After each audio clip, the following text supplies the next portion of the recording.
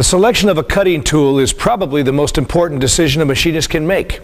We're going to cover some of the basics, but I urge everyone that intends to use a lathe to learn as much about cutting tools as possible. They're the key to the quality of your work. Lathe tools are made of many different types of materials in many sizes and styles.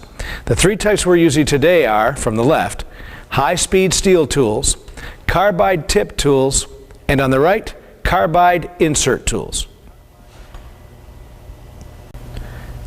High-speed steel tools can be used for many turning operations on all but the toughest alloys. The tools are sold as blanks in many sizes and grades. The machinist grinds the point of the tool depending on the type of metal he's cutting and the type of turning operation he intends to do. A good machinist handbook will give you the standard guidelines for grinding high-speed steel tools. The cutting edge of a carbide tip tool is brazed to the end of a steel shank. The shape of the cutting edge, its profile and cutting angles are manufactured into the tool. A little cleanup on a green wheel, a silicone carbide grinding wheel, and the tool is ready to go. Cemented carbide will handle much more heat than high-speed steel, so carbide tools are able to cut tougher metals and cut at higher speeds. Cemented carbide is also used to make small inserts that are clamped to a tool shank. This style insert is manufactured with a cutting edge on each of its three sides. After an edge is dulled, the insert can be unclamped and rotated to the next side.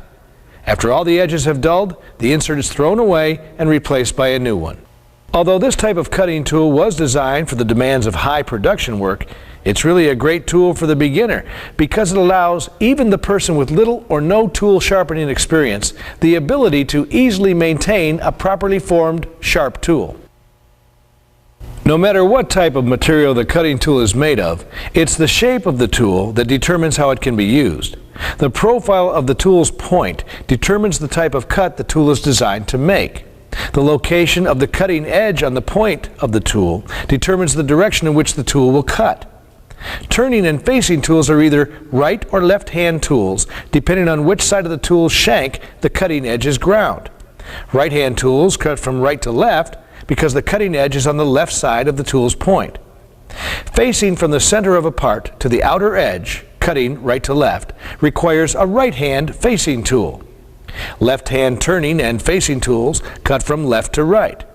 Cutting away from the headstock in a turning operation, or from the outer edge to the center in a facing operation. The cutting edges on these tools are on the right side of the tool's point. Sending a tool straight into a workpiece is called a plunge cut. This type of cut requires a tool that has the cutting edge square on the nose of the tool. Here we're using a high-speed steel cut-off blade and holder. The position of the cutting tool in the tool holder is very important. Tools should always be placed as far into the tool holder as possible to give the cutting edge adequate support and to reduce the possibility of the tool vibrating. In the case of a boring tool, only the length needed to clear the hole should extend out beyond the tool holder. The height of the tool should be set to match the center of the lathe axis. A lathe center placed in the tailstock can be used as a gauge to set the height.